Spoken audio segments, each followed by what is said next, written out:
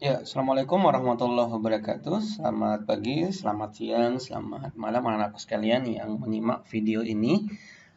Kembali kita belajar di pertemuan kedua materi fisika untuk tingkat SMK kelas 10 ya. Nah, pada pertemuan pertama kemarin kita sudah belajar tentang suhu ya, sudah belajar tentang suhu yaitu derajat panas dingin suatu benda dan sudah belajar tentang pemuaian, ya, perubahan ukuran akibat perubahan suhu yang dialami suatu benda. Nah, sekarang kita masuk yang kedua adalah kalor, ya, kalor. Jadi, apa yang dimaksud dengan kalor? Ya, kalor itu adalah energi yang mengalir dari benda yang lebih panas ke benda yang lebih dingin ketika kedua benda itu bersentuhan satu sama lain. Ya, energi ya yang mengalir dari benda yang panas ke benda yang lebih dingin sampai terjadi yang namanya keseimbangan termal. Satuan daripada kalori itu dalam sistem internasional adalah joule. Kemudian satuan kalorinya adalah kalori. Hubungannya satu kalori adalah 4,184 joule atau biasa juga disederhanakan menjadi 4,2 joule dan 1 joule adalah 0,24 kalori. Ya. Sekarang kita lanjut ke kalor jenis dan kapasitas kalor. Kalor jenis adalah banyaknya kalor dalam jumlah kalori yang diperlukan untuk menaikkan atau menurunkan suhu 1 gram zat sebesar 1 derajat Celcius atau 1 Kelvin. Atau bisa juga banyaknya kalor yang diperlukan untuk menaikkan atau menurunkan suhu 1 kilogram zat ya, sebesar 1 Kelvin atau 1 derajat Celcius. Nah, rumusnya untuk mencari kalor jenis C sama dengan Q per M kali delta T. Saya tulis di sini ya, di layar sebelah kanan. Ya, kalau kita mau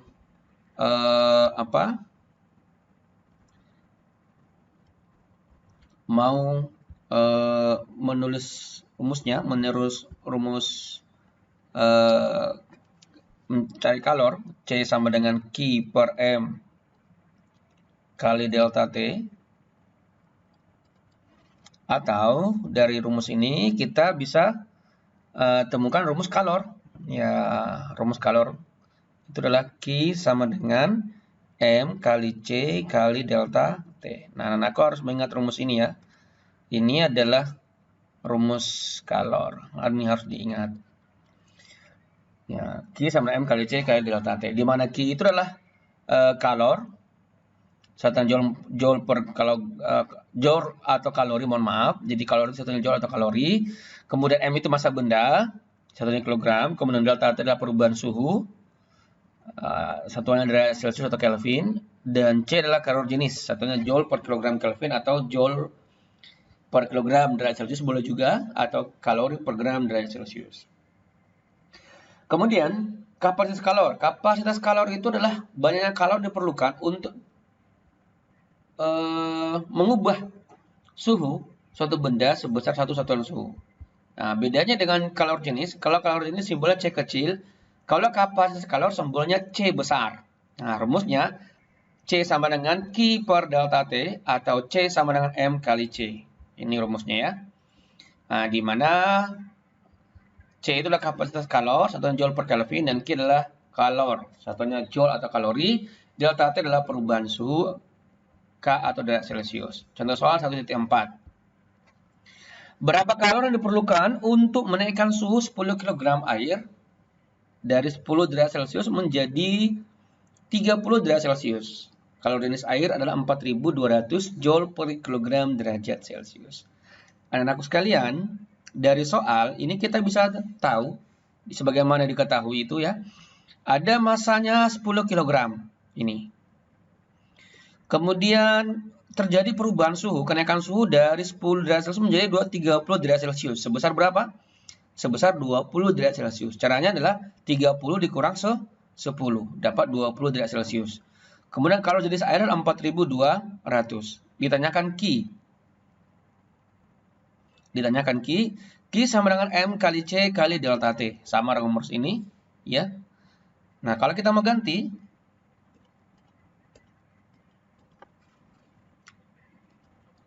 Oke. M-nya tadi adalah 10 kali C 4200 kali delta T adalah 20. Nah, kita kalikan. Untuk mudahnya ditutup dulu sementara, disimpan dulu sementara nolnya. Ada 4 nol ini, 1, 2, 3, 4. Disimpan dulu. Sehingga kita kalikan adalah 1 kali 42. Dapatnya 42 kali 2. Ya, berapa? 42 kali 2. 84 ya. Jadi 84. Nah, 84 baru ditulis berapa nol tadi yang kita simpan? 1, 2, 3, 4. Ada 4 nol. Kemudian kita hitung dari belakang, berhitung 3 dari belakang untuk memudahkan penyebutan. Nah, titiknya ada di sini, ini sudah 1000. Sampai di sini tidak ada lagi. 840.000 joule. Oke, sama ya. 840.000 joule atau bisa dua menjadi 840 kilojoule. Ingat, 1 kilo itu 1000. Jadi yang namanya 1000 ini 1000 yang 3 nolnya 1000 itu bisa diganti menjadi K. Karena 1 kilo sama dengan 1000 ya. Jadi KJ. Ini nolnya kita ganti menjadi K. Kita transformasi ya. Kita rubah menjadi K. Jadi 840 nolnya 3 ini hilang menjadi K kilojoule ya, seperti itu. Baik, selanjutnya materi tentang kalorimeter. Anak bisa baca nih ya, prinsip penggunaan kalorimeter, silakan dibaca saja. Kemudian ada hukum kekalahan energi kalor. Ini adalah prinsip asas Black ya. Asas Black.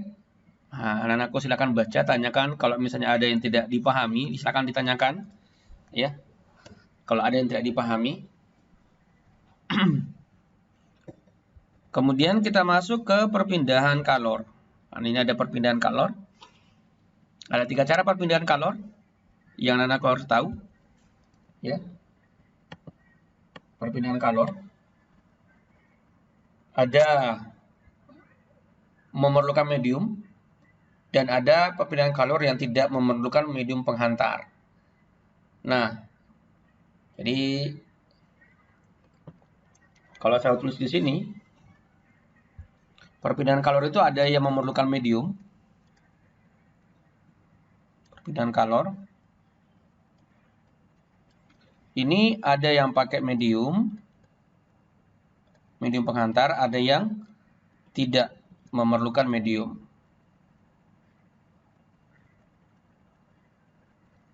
Nah, yang memerlukan medium ini terbagi 2. Ya. Ada yang namanya konduksi. Ya. Ada namanya konduksi. Kemudian ada konveksi. Ya, ada konduksi, ada konveksi. Nah, aku sudah pelajari ya.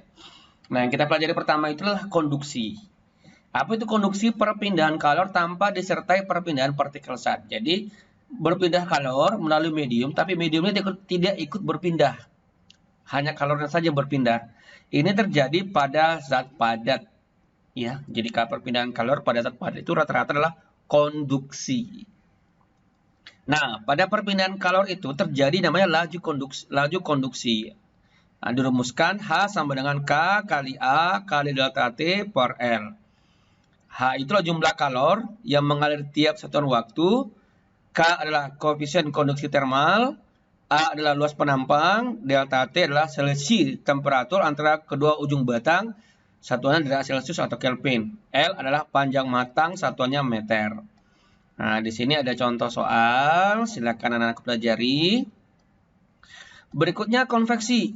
Konveksi adalah perpindahan kalor yang disertai dengan perpindahan partikel zat. Nah, konveksi bisa ditemukan pada perpindahan kalor melalui fluida, yaitu zat cair dan gas. Jadi, kalau konduksi tadi tidak disertai perpindahan partikel zat, kalau konveksi ikut juga berpindah partikel yang mengantarkan kalor. Nah, contohnya seperti apa? Seperti kalau kita mau makan nasi panas. Ya, nasi panas dihidangkan di atas piring, kemudian kita bisa merasakan panasnya nasi di atas permukaan nasi itu, di atas ya. Tangan kita tidak menyentuh nasi, tapi kita bisa merasakan panasnya saat kita meletakkan tangan di atas permukaan nasi itu. Ya, walaupun tidak bersentuhan langsung ya dengan nasi yang panas. Kenapa? Karena terjadi perpindahan kalor dari nasi melalui udara yang terbang ke atas. Nah, itu namanya konveksi. Nah, pada konveksi juga terjadi namanya laju konveksi. Rumusnya H sama dengan H kali A kali delta T. H itu adalah laju konveksi, satunya joule per sekon. A adalah luas permukaan, satunya meter pangkat 2. Kemudian delta T perubahan suhu, satunya Kelvin. Dan H adalah koefisien konveksi, satunya joule per sekon meter pangkat 2 Kelvin. Ini ada contoh soal, anak-anakku silakan nanti jawab ya. Di kerja-kerja saja, kalau ada yang tidak dipahami silakan ditanyakan. Kemudian terakhir adalah radiasi. Radiasi itu perpindahan kalor tanpa memerlukan medium zat antara. Contoh misalnya sinar matahari sampai ke permukaan bumi. Di luar angkasa sana itu ada ruang hampa, tidak ada udara. Tapi bisa pindah, bisa terasa panas matahari ke permukaan bumi itu karena adanya radiasi. Ya, jadi radiasi dari matahari itu bisa sampai ke bumi. Nah, pada radiasi ini terjadi perpindahan energi yang terpancar dari benda yang memiliki panas. Nah, rumusnya itu W sama dengan E kali tau kali A kali T pangkat 4. E itulah emisivitas benda, nilainya 0 sampai 1. Kemudian T adalah suhu permukaan benda, 1 Kelvin. Tau adalah konstanta Stefan Boltzmann, 5,67 kali 10 pangkat 8. W adalah energi yang dipancarkan tiap satuan luas, satunya joule per sekon.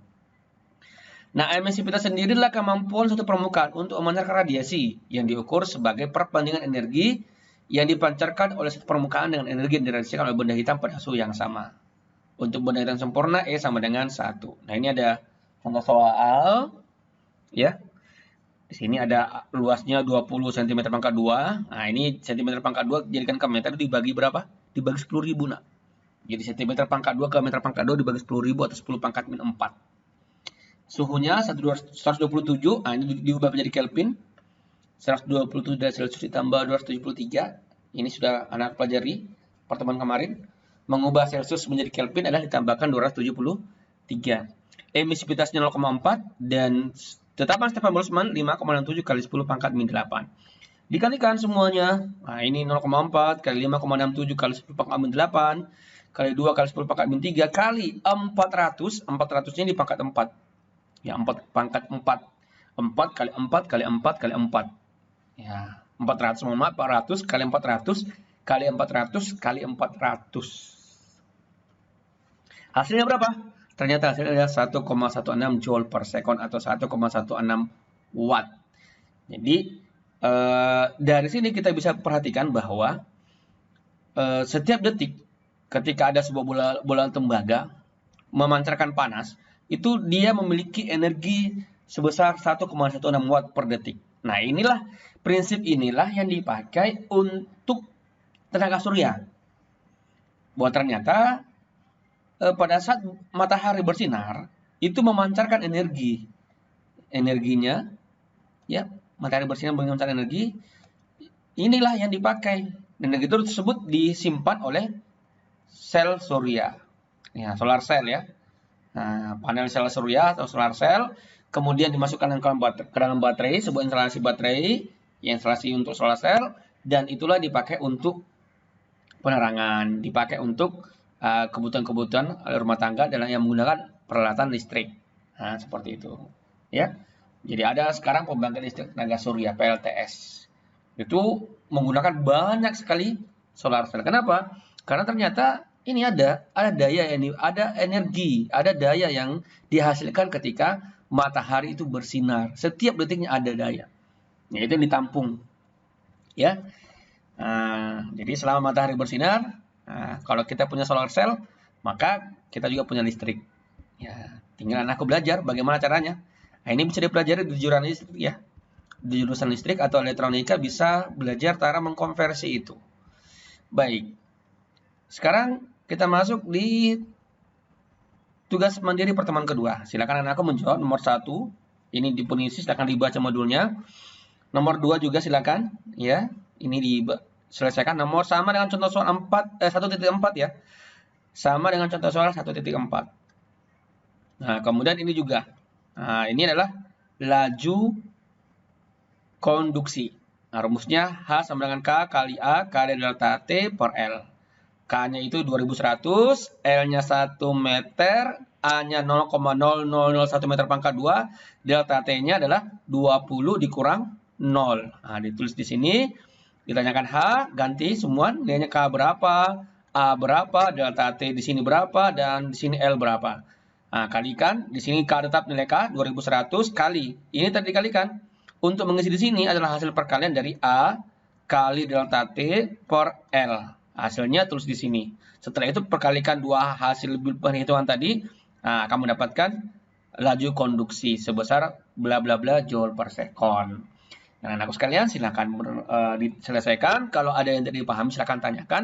Bapak tunggu 1 kali 24 jam, tugasnya harus segera dikumpul sebagai bukti kehadiran. Lebih dari itu, anak-anakku boleh mengumpulkan tugas, tapi Bapak anggap tidak hadir. Tugas hariannya masuk, tapi Bapak anggap tidak hadir. Nah, anak-anakku sekalian, selain penilaian tugas-tugas, Bapak juga melihat keaktifan anakku sekalian dalam kehadiran. Ya, jadi anakku perlu memanfaatkan waktu yang ada 1 kali 24 jam untuk menyelesaikan tugasnya. Terima kasih. Kami akhiri. Assalamualaikum warahmatullahi wabarakatuh.